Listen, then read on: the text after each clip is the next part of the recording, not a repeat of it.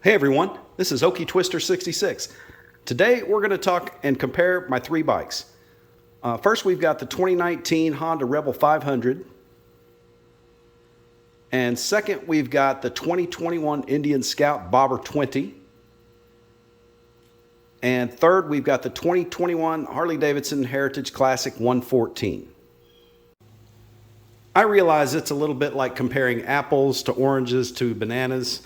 But trust me, I'm glad we don't have any lemons. So stick around and we'll talk a little bit about each one of these bikes. We'll ride them. I'll tell you the things I like, the things I don't, and why I chose these bikes and why they're in my garage today. So stick around.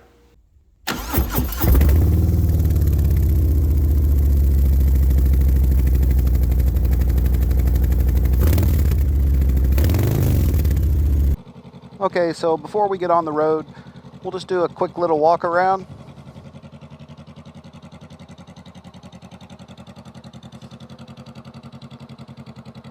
Just a couple mods on this bike, not too many. We'll talk about that.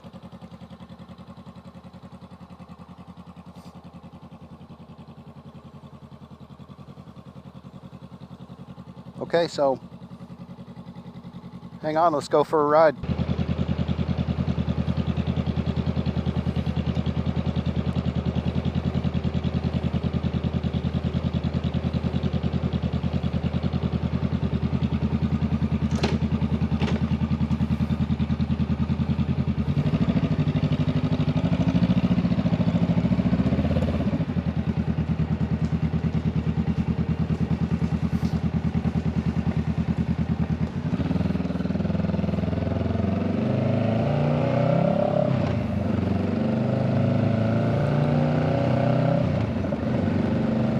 Okay, here we go, 2019 Rebel 500 non-ABS.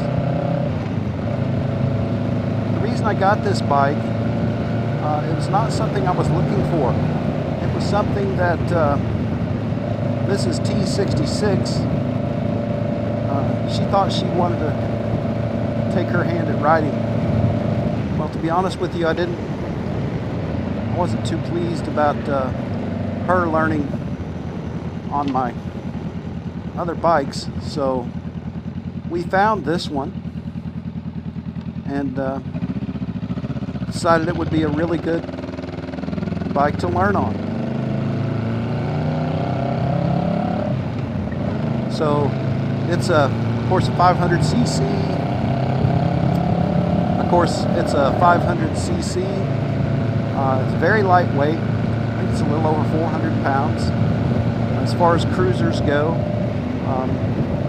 it's a good entry-level beginner's bike, I've heard, and man, I got to agree with that.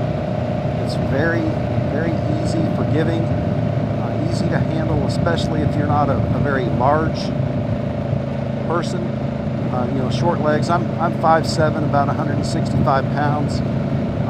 I've got short legs, so it's really important for me to have a bike that I can, handle, and I can flat foot.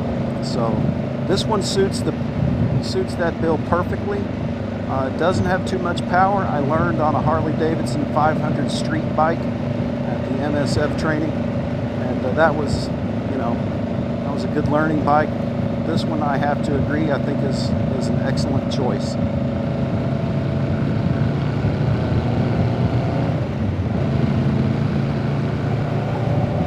So let's just talk a little bit about the bike.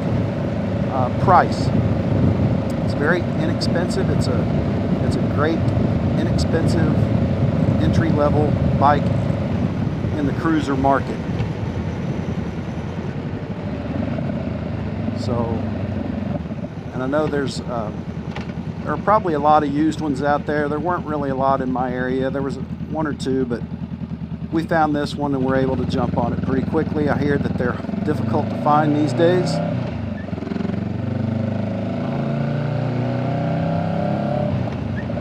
So price, it's a good entry price.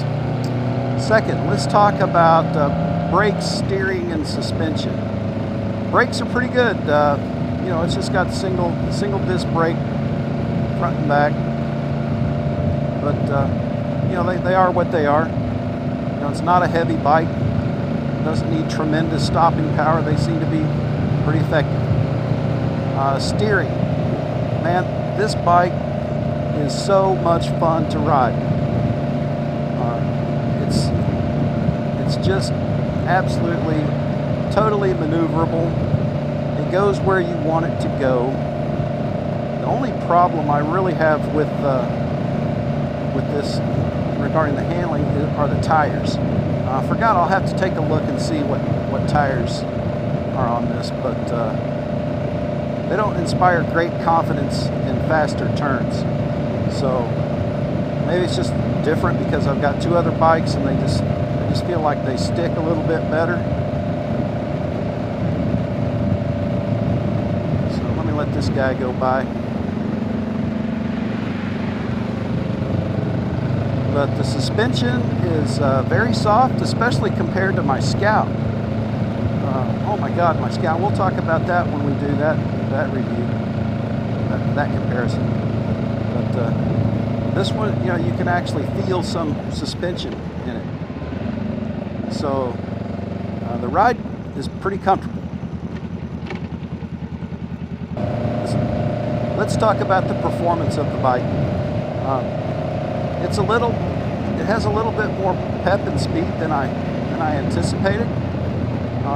It's not a barn burner by any stretch of the imagination, but it's pretty quick. It'll get you around where you need to go. I've had it on the highway. It's not too bad. I've ridden this bike, I think, up to about 85 miles an hour, but let me tell you, it was screaming. I thought it was going to come apart at the seams, but I understand that's just kind of the way they are from what I've read. There is no tachometer on this speedometer. It's got very basic. It's got a fuel gauge, which is really good, and it gets about 60 to 65 miles per gallon right now, as I've tracked it. But the Speedo is pretty basic. It's got speed, it's got fuel, it's got a trip meter A and B. I use one for fuel, and I use the other for chain maintenance. That's something my other two bikes don't require, is chain maintenance. They recommend every 600 miles that you lubricate and adjust your chain if necessary. So I did its first to me anyway, chain maintenance, about 150 miles ago, not too long ago. But since Mrs. T66, she decided that that riding a motorcycle is not for her. So that's why we've still got this bike. So I did go ahead and do a little bit of maintenance on it. So, but that's something else that's you need to take into consideration with one of these bikes.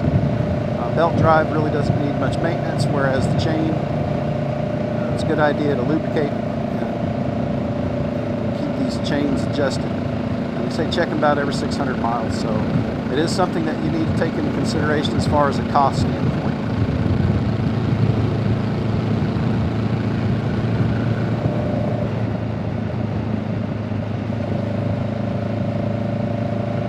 Okay, how do I fit on the bike? Well, like I said, I'm not a big guy. You know, I'm 5'7", about 165 pounds.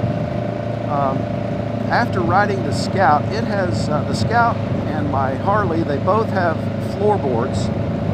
Okay, and the controls are slightly forward, whereas this one, it's got pegs, and they are right in the middle. So it's a completely different riding feel.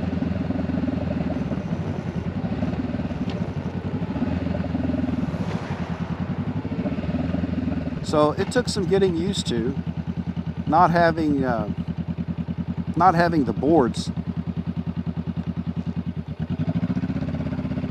But anyway, the first gear, it says like 10 miles an hour you shift to second. As a general rule of thumb, I've been shifting into second at 20, third at 30, fourth at 40. 50 and 6th at 60. There's no gear indicator on the speedometer. It does, however, have a neutral indicator, which is incredibly important, as we all know. You need to know when you're in neutral.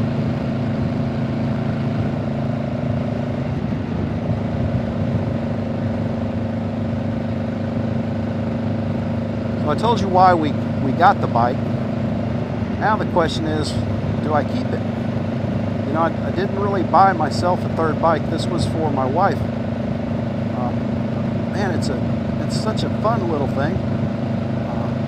I love whipping it around. Now, I don't think I'd take it on any long trips, at least as it sits right now. Now, the seat's not too bad. I've heard a lot of people complain about the seat. I haven't really taken it on any rides over about, well, the longest ride I took this one was about an hour and a half. And my butt was a little sore by the time I got home. Would not have been the case on the other two bikes. But this is just basically a very simple bike. It's got shorty exhaust on it. That was from the previous owner. Put that on there. He also took the Honda decal off the tank, and that created a little problem because it looks all weird because it's got the flat paint. So anybody out there contemplating, hey, I wonder what happens when you take the sticker off, it creates a blemish on your tank. He had it covered up with something else, and so we knew this when we bought the bike. But anybody contemplating taking off that Honda sticker, think twice and have some plan, because it's going to leave a blemish when you do.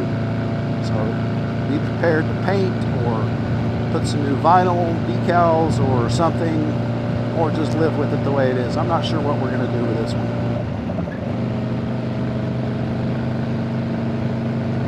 So overall, on the bike, do you like it? Do you not? Good bike, bad bike, good investment, bad investment. I like the bike.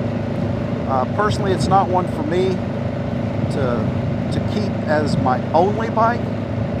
I think I would probably miss having a little bit larger bike.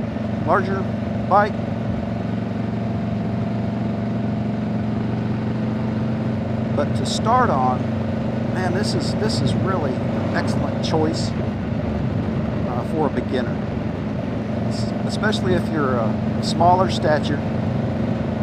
It's just very nimble, and it's loads of fun driving around town. I've ridden it to work some, working back. Man, it's traffic, you know, city traffic, but it's a ton of fun. Let's talk about upgrades. You know, there's not a ton of upgrade aftermarket parts. There's some. I've read in some places, talked to some people that you really need to pay attention to reviews and so forth, that there is some junk out there as far as aftermarket parts for these. So you need to pay close attention to the remarks is probably a good idea. Maybe watch YouTube for recommendations and so forth. So would I buy this bike again? Well, if I needed it, yes. Since I don't really need it, no. It's not something extra I would go out of my way to buy just to have. But boy, I really like riding it when I do. So I'm kind of stuck on what am I going to do with this bike now. So that's my take on the Rebel 500. It's a great entry-level bike. It's a good value for the money. Honda's very durable, has a great reputation for quality, dependable parts, and things work the way they should. So thumbs up on the 2019 Rebel 500. I'll be doing some comparison videos on the 2021 Indian Scout Bobber 20 and the 2021 Harley Davidson Heritage Classic 114. I've also done a few modifications on this Rebel 500, so if you want to follow along, please hit the subscribe button and hit the notification button, and we'll keep you up to date. If you like this video, please give me a thumbs up and hit me up with some comments. This is Okie Twister 66 signing off. Until next time, ride safe, have fun, 2 wheels down.